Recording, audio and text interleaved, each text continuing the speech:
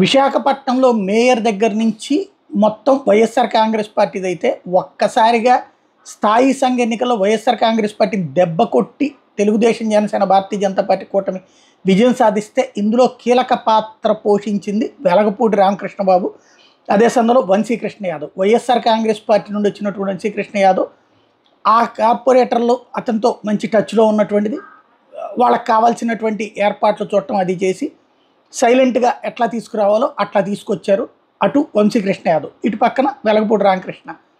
ఇద్దరి వ్యూహంతో పాటు మూర్తి యాదవ్ ఎవరైతే జనసేనకు సంబంధించినటువంటి కార్పొరేటరు, ఆయన కొంతమందిని తీసుకెళ్ళి ఆల్రెడీ జనసేనలో చేర్చడం, ఈ ముగ్గురి ప్రయత్నం సంయుక్తంగా చేసినటువంటి ప్రయత్నం. దీని వెనకాల విష్ణుకుమార్ రాజు ఒకవైపు, ఇటు పక్కన భరత్తు అందరూ కలిసి చేసినటువంటి ఎఫర్ట్ పనిచేసింది. పెద్ద దెబ్బ వైఎస్ఆర్ కాంగ్రెస్ పార్టీకి ఊహించని షాక్ ఇచ్చారు.